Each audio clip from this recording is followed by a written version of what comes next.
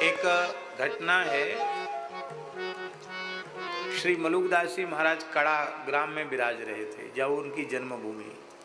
उनके गुरुदेव दारागंज प्रयाग निवासी श्री देव मुरारी देवाचार्य जी, जो श्री स्वामी अग्रदेवाचार्य जी के नाती चेला और उनके शिष्य श्री मलुकदास जी अग्रदेवाचार्य जी की परंपरा में।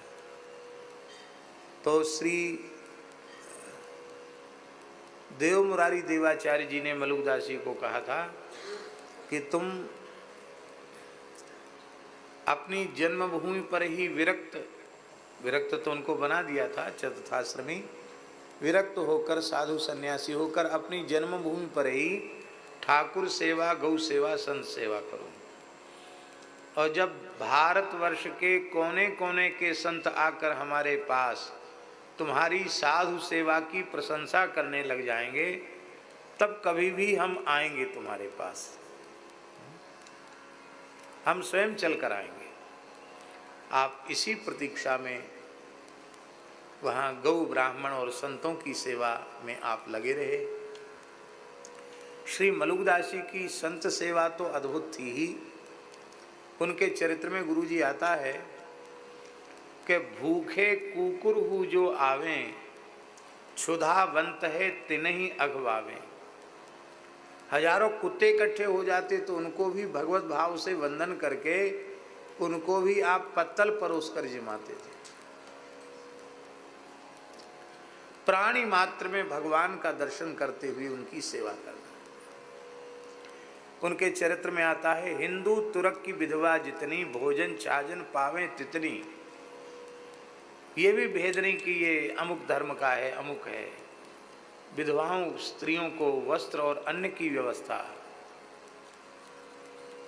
निर्धन लोगों के लिए धन की, औषध, रोगियों को औषधि की, घरहीन, आजकल तो सरकार घर बना रही है, उस समय तो मुगलों का शासन था, पर मलुकदास जी निर्धन लोगों को घर बना के देते थे। बड़ी अद्भुत उनकी सेवा।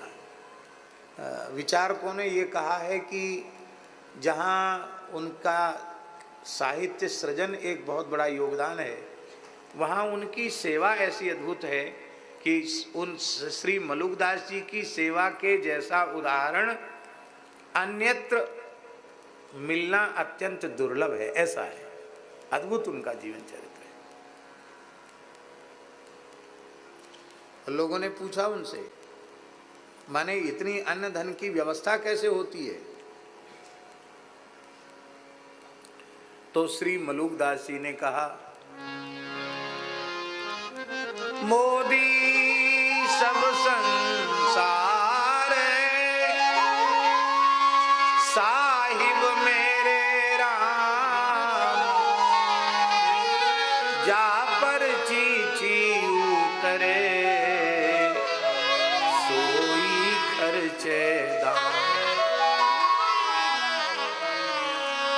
सारा संसार मोदी है, कमाने वाला है, व्यवसाय करने वाला है, और साहिब मेरे राम, राजा राम। साहिब राजा राम, सर्वेश्वर सबके मालिक राजाधिराज श्री रामचंद्र प्रभु हैं। तो राम जी की चिट्ठी जिस पर पहुंच जाती है, जा पर चिट्ठी उतरे सोई खर्चे दाम। मैं कुछ नहीं करता, मैं तो केवल भगवान के सहारे बैठा हूँ। राम जी की चिट्ठी जिस पर पहुंच जाती है, इतना आटा, इतना दाल, इतना चावल, इतना घी, इतना बूरा, इतना मेवा, इतना कपड़ा, जो जिस वस्तु की चिट्ठी पहुंच जाती है और जिस पे पहुंच जाती है वही खर्च कर देता है। अब यहां एक बड़े रहस्य की बात है। आपसे हमारा परिचय ही नहीं है, हम आपको पहचानते नहीं, आपको जानते नहीं, तो आपको चिट्ठी भेजेंगे? अपरिचित को चिट्ठी नहीं दी जाती, परिचित को चिट्ठी दी जाती है। सभी जीव भगवान के हैं, पर भगवत सेवा में, गौ सेवा, संत सेवा में कुछ समर्पित करने की जो प्रेरणा है, यही राम जी की चिट्ठी है। और ये चिट्ठी उसी को प्राप्त होती है जिसको भगवान अपना करके मानते हैं। तो यदि किसी मनुष्य के जीवन में भगवान की सेवा का सौभाग्य प्रकट हुआ तो आप समझ लो कि राम जी की चिट्ठी उससे मिल गई, राम जी ने उसे अपना लिया है। और एक दूसरा दोहा है गुरु जी, रहूं भरोसे राम के, रहूं भरोसे राम के,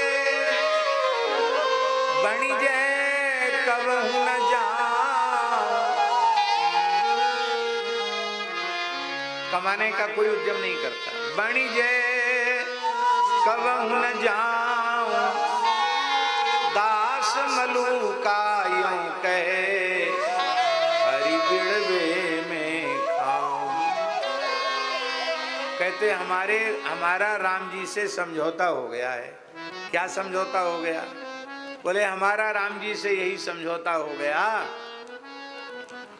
भगवान से हमने कह दिया कि खाने का काम और राम राम करने का काम तो हमारा, और व्यवस्था जुटाने का काम आपका। आप कहो कि पहले कमाओ फिर खाओ फिर समय बचे तो भजन करो, तो इतना काम हमसे नहीं होगा। हम केवल राम राम का ठेका ले सकते हैं और वो भोजन का ठेका आपको लेना पड़ेगा। हमारे यहाँ साधुओं में कहावत है, हरि को भजन, पुराने संतों की कहावत, हरि को भजन पेट को धंधो, और करे सो मूर्ख अंधो।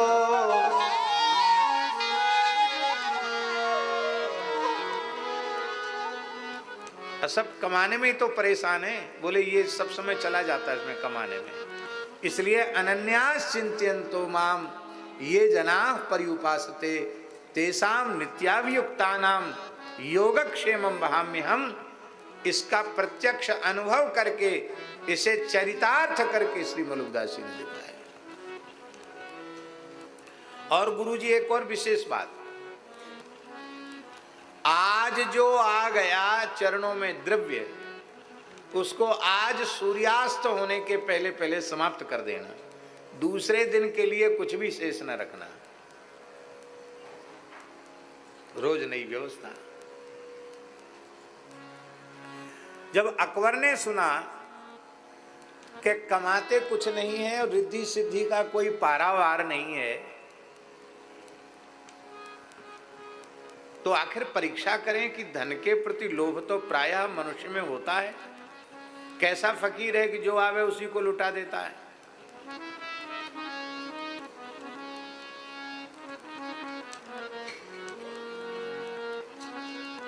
आओ, हम लोग बड़े भाग्यशाली हैं। श्री हनुमानगढ़ी अयोध्या से पूज्य श्री महंत श्री धर्मदास जी महाराज कृपा पूर्वक पधारे हैं। हम उनको प्रणाम करते हैं। विराज।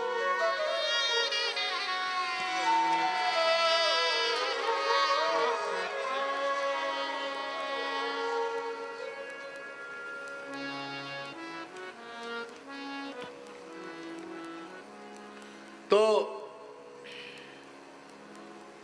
अकबर ने अपने वजीर को भेजा, बहुत ध्यान से सुने, मलुकदास जी की परीक्षा लेने के लिए भेजा।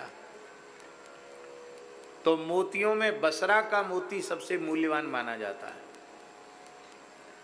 तो सोने के थाल में बसरा का मोती भर के श्री मलुकदास जी के चरणों में भेंट के रूप में भेजा अपने वजीर के द्वारा अकबर ने। उस समय तीर्थराज प्रयाग में महाकुंभ पर्व था और श्री मलुकदास जी श्री गुरुदेव की चरण सन्निधि में, देव मुरारी देवाचार्य जी की चरण सन्निधि में कुंभ में ही विराज रहे थे। सारी सेवा की व्यवस्था आप ही कर रहे थे। तो जब वजीर ने अकबर का नाम सुनाया और मोतियों से भरा हुआ स्वर्ण का थाल अर्पित किया और वह बैठ गए देखने के लिए कि मैं आज दिन भर रहूँगा, ये मोतियों का क्या करते हैं, इस थाल का क्या करते हैं, ये देखने के लिए। आपने तत्काल वैद्य को बुलाया और बोले ठाकुर जी को बीरी भोग धराने में चूने का प्रयोग तो हमेशा से हो रहा है, आज ठाकुर जी ने कृपा की है तो आज मोती को फूंक कर चूना बना करके और चूने की जगह मोती का चूना लगा करके और तब राम जी को भोग लगाया जाए बीरी का, पान का। उस जमाने में भैया जी बादशाह लोग मोती के चूने की बीरी मतलब चूने का प्रयोग करते थे, बादशाह लोग। आम जनता तो सोच भी नहीं सकती। और आपने सारे मोतियों को फूंक करके और उसका चूना बना करके, मोती का चूना बना करके भोग लगा करके और पंगत के बाद सब संतों में वितरित कर दिया। मोती खत्म हो गए और उसी समय एक ब्राह्मण, निर्धन ब्राह्मण रुदन करते हुए आया। बोले महाराज मैं बहुत गरीब ब्राह्मण हूँ, मेरी पुत्री विवाह के योग्य है, विवाह की तिथि निश्चित है, विवाह होने ही वाला है, नाते रिश्तेदारों ने कुछ सहयोग करने का आश्वासन दिया था, अब सबने हाथ खड़े कर दिए, अब मैं क्या करूं महाराज, बेटी का ब्याह है, 2 दिन 4 दिन बचे हैं, मैं क्या करूं, यदि व्यवस्था नहीं हुई तो मैं तो त्रिवेणी संगम में आत्महत्या करूं। आपने कहा कि नहीं, सब भगवान मंगल करेंगे। और वो सोने का थाल जो आया था बड़ा, वो थाल ब्राह्मण को दे दिया। बोले इसको बेच बाच कर जैसे तुम हो अपनी बेटी का विवाह कर लो। तो उस वजीर को बड़ा आश्चर्य हुआ कि सोना मोती हीरा इसका कोई महत्व ही इनकी दृष्टि में नहीं है। समलोष्टास्म कांचन, यही है उनकी ऊंची अवस्था। और उसी समय महाराज जी भैया जी शाम को एक व्यापारी आया। उस व्यापारी ने एक बहुत मूल्यवान मोतियों की माला मलुकदास जी के गले में धारण करा दी। तो वजीर के मन में लालच आया, अकबर के वजीर के मन में, कि महाराज तो कुछ रखते नहीं है, जो आया उसको लुटा देते, किसी न किसी को दे देते हैं। तो मैं बादशाह का वजीर हूं, पर बादशाह के पास इतने मूल्यवान मोतियों का हार नहीं है जितना मूल्यवान ये हार है। वो जानता था बहुत बेशकीमती मोतियों का हार है, तो यदि ये हमको प्रसादी में मिल जाए तो बहुत अच्छा हो। इसके मन में आया तो आपने तत्काल उसको बुलाकर, उसके मन में आया, उसके मन की बात जानकर बोले मेरी दृष्टि में कंकड़ पत्थर और हीरे मोती में कोई भेद नहीं है, तुम्हारी इच्छा है तो तुम ले लो। दे दिया उसको और कहा कि देखो हम किसी की वस्तु मुफ्त में नहीं लेते हैं। तो उसको और आश्चर्य हुआ कि ये कौन सा पैसा दिया इन्होंने इसका। तब आपने अपने कंधे का आंचला हटाया तो वहाँ थोड़ी सी चमड़ी छिली हुई थी। तो उनका महाराज जी आपको ये चोट कैसे लग गई। तब उन्होंने कहा हमारा शिष्य लालदास परिक्रमा कर रहे थे और ये जहाज पर व्यापार करने विदेश गए थे, हीरे जवाहरात के ये व्यापारी हैं, व्यापार करके वहाँ से लौटे थे, इनका जहाज समुद्री तूफान में फंस गया और उस समय मेरे शिष्य लालदास जी ने कहा कि तुम यदि अपनी रक्षा चाहते हो तो मलुकदास जी का स्मरण करो। तो मेरी याद किया तो मैंने तत्काल वहाँ प्रकट होकर अपने कंधा लगाकर उस जहाज को डूबने से बचाया और उसको थोड़ा धक्का लगा करके, सहारा लगाकर उसको अपने संकल्प से किनारे लगाया। तो इतना परिश्रम किया है तब लिया है माला, मुफ्त में नहीं लेते किसी की चीज़। इससे एक बात सिद्ध हो गई कि हम लोग तो संतों को भौतिक वस्तु देते हैं पर वे अपना तप, अपना भजन, अपना आशीर्वाद कृपापूर्वक प्रदान करते। कल महाराज जी ने एक बात बहुत अच्छी कही, हमारा मन एकदम गदगद हो गया। उन्होंने कहा देखो हम तो साधारण जीव हैं, हमारे पास क्या रखा है। अब कोई कहता है महात्मा से कि महाराज आशीर्वाद दो, तो भेष भगवान का, भगवान से आशीर्वाद मांगता, हमसे थोड़ी मांगता है। तो जब भगवान को ही आशीर्वाद देना है तो बोले फिर हम कंजूसी क्यों करें। जब आशीर्वाद देने का काम भगवान का ही है तो उदारता पूर्वक आशीर्वाद देना चाहिए। कल महाराज जी ने बताया, बड़ी अच्छी लगी बात। तो श्री मलुकदास जी महाराज ने यह संदेश दिया। तो अकबर के चरित्र में ये घटना घटी, ये ऐसा अद्भुत उनका जीवन चरित्र है। जब उनकी संत सेवा की प्रसिद्धि दशों दिशाओं में व्याप्त हो गई, तब श्री उनके गुरु देव मुरारी जी महाराज, देव मुरारी देवाचार्य जी महाराज 700 संतों की जमात लेकर कड़ा पहुंचे और गंगा जी में स्नान करके, गंगा जी हैं वहाँ कड़ा में, गंगा स्नान करके वहाँ बैठ गए और बोले संतों की रुचि के अनुसार ये सेवा करते हैं कि नहीं। तो वहाँ बैठकर संतों से पूछा कि भाई आप लोग स्थान में चलकर क्या पाना चाहेंगे, ब्यारू किसकी करनी चाहेंगे। तो संतों ने कहा कि बढ़िया चकाचक घी पड़ी हुई और बढ़िया खिचड़ी मिल जाए, आनंद हो जाएगा। हमारे यहाँ साधु में कहावत है, खिचड़ी के 4 यार, दही पावड़ घी अचार। क्या? खिचड़ी के 4 यार, दही पापड़ घी अचार। ऐसी पूरी सांगो पांग खिचड़ी मिल जाए तब क्या कहना। हम लोग तो खिचड़ी पाना जानते ही नहीं। हमारे पूज्य गुरुदेव पहाड़ी बाबा महाराज कभी कभी खाक चौक में रघुनाथ जी को खिचड़ी का भोग लगाते थे, जब उनके मन में आ जाए। तो भैया जी जितनी खिचड़ी उतना घी, अब सोचो। और उनका नाप था, ये बीच वाली उंगली के इतना पानी डालते थे बस, और बराबर का घी उसमें रम जाता था खिचड़ी में। थोड़ा मिठाई भी, गुड़ भी डालते थे, अदरक भी डालते थे, काली मिर्च सौंफ भी डालते थे, बहुत सी चीज़ डालते थे उसमें, केसर भी डालते थे, बढ़िया रबड़ी। मैंने वो खिचड़ी क्या, वो तो सब व्यंजनों को लज्जित करने वाली चीज़ ऐसी। और जब बन जाए इतना घी उसमें रम जाता था, बाहर दिखता नहीं था। और जब बन जाए तो फिर ऊपर से सेर आध सेर घी, फिर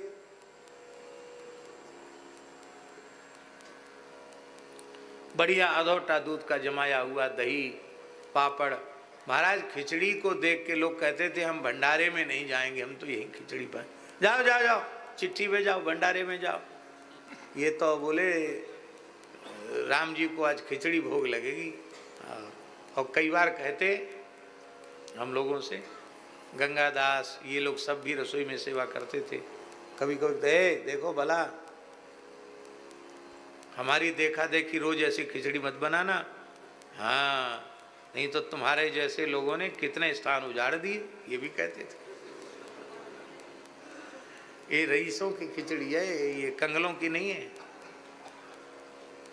तो ऐसी ही खिचड़ी खाने की इच्छा सबने की।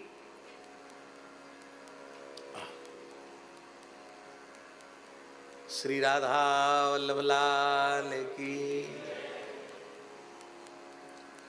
जय। दंडोत प्रणाम।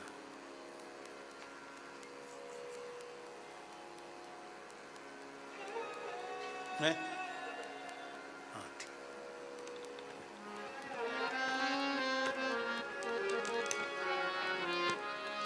तो मसनद से थोड़ा बैठने की जगह कमती रह जाती है, उसको अनुकूल हो तो ही ठीक है, नहीं तो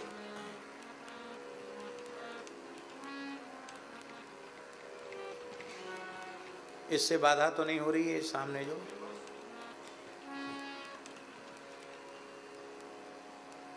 तो आपने इधर संतों ने घी खिचड़ी खाने का संकल्प किया और श्री मलुकदास जी ने रसोइया को आदेश दिया, जो संत रसोई में सेवा करते थे उनको कहा कि आज तो रघुनाथ जी को खिचड़ी का बियारू में खिचड़ी का भोग लगाओ। तो महाराज कितनी खिचड़ी का भोग लगावे? बोले 20 सेर बहुत है। कितनी? 20 सेर खिचड़ी। रसोइये ने आज्ञा का पालन किया, भोग लग गया और 700 संतों के साथ श्री मलुकदास जी के गुरुदेव देव मुरारी देवाचार्य जी आ गए। गुरु जी को साष्टांग प्रणाम किया, संतों को प्रणाम किया, विराजमान किया और महाराज ब्यारू करो, क्या पाएंगे? संतों ने कहा खिचड़ी, तो खिचड़ी भोग तो लगा ही था, लेकिन रसोइयों के हाथ पांव फूल गए।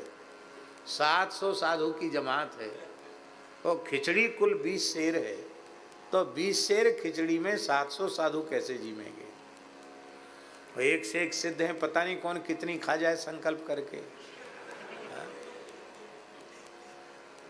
तो रसोइयों के हाथ पैर फूल गए, वो चुपके से वहां से किनारे हो गए और श्री मलुकदास जी महाराज उठ के खड़े हुए, पत्तल फेरना शुरू किया। अब लोग सब लग गए, स्वयं ही सेवा में लग गए। तो खूब खिचड़ी खिलाई, भरपेट तृप्ति होकर के सबने पाया। और मलुकदास जी के गुरुजी आए हैं। जब ये बात कड़ा गांव में पता चली तो गांव आ गया, गांव के लोगों ने बैठ के पंगत में उन्होंने भी पाया। पूरा 700 संतों के सहित गुरुजी तृप्त होकर जीम गए और पूरा नगर जीम गया। फिर उन्होंने रसोइये को बुलाकर कहा, अब बची खुची खिचड़ी जो अन्य अधिकारी हैं कुत्ते आदि उनको दे दो, पात्र अमनिया कर दो। तो कड़ाही में देखा महाराज जी तो 20 सेर की खिचड़ी 20 सेर थी। 20 सेर खिचड़ी फिर भी बची थी, सब खा गए फिर भी 20 सेर बच गई। वो 20 सेर खत्म ही नहीं हुआ।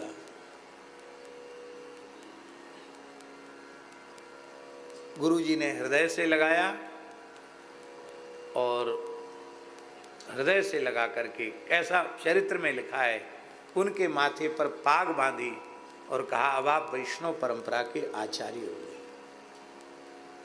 ऐसी अद्भुत साधु सेवा उन्होंने की। तो उस समय अलखराम दास जी जो मलुकदास जी के शिष्य थे, उन्होंने अपने दादा गुरुजी श्री देव मुरारी देवाचार्य जी से पूछा कि गुरुजी, ये हमारे गुरुजी के जीवन में ऐसी घटनाएं कैसे घटती हैं जिनमें बुद्धि काम नहीं करती है। अभी अभी की घटना है कि 20 सेर खिचड़ी बनी थी और सबके जीवने के बाद भी 20 सेर बच गए। हजारों लोग खा गए फिर 20 सेर बच गई, ऐसा कैसे हो गया? तो उनकी मलुक परिचय में, उनके चरित्र में लिखा है महाराज जी, अलख राम सो कहो मुरारी, मलूक रूप आप बनवारी। अलख राम सो कहो मुरारी, देव मुरारी देवाचार्य जी ने अपने नाती चेला अलखराम दास जी से कहा कि मलूक रूप आप बनवारी। स्वयं भगवान ही मलुकदास जी के रूप में आए।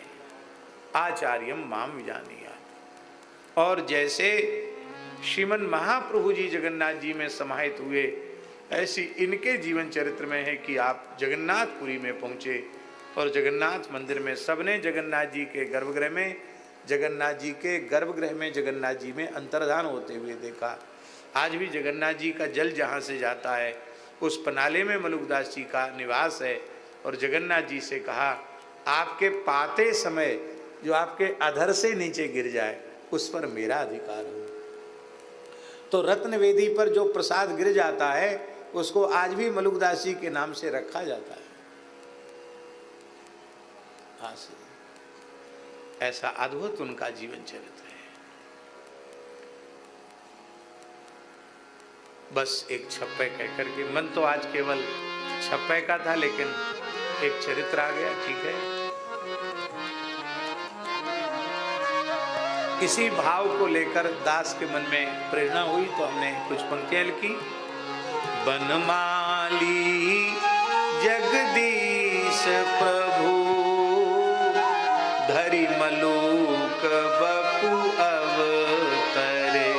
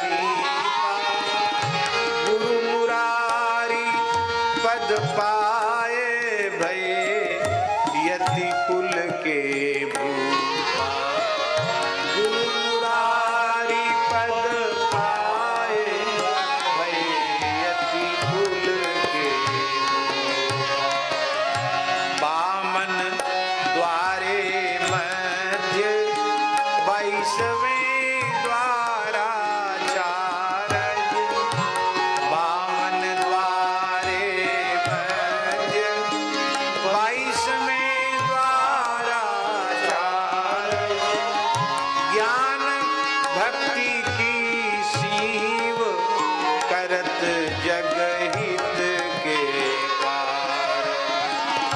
ज्ञान भक्ति की सीम करत जगहित के कार। अष्टोत्तर सत बयस लगी प्रणत जनन को पार करे। अष्टोत्तर सत बयस लगी प्रणत जनन को पार करे। बनमानी जगदीश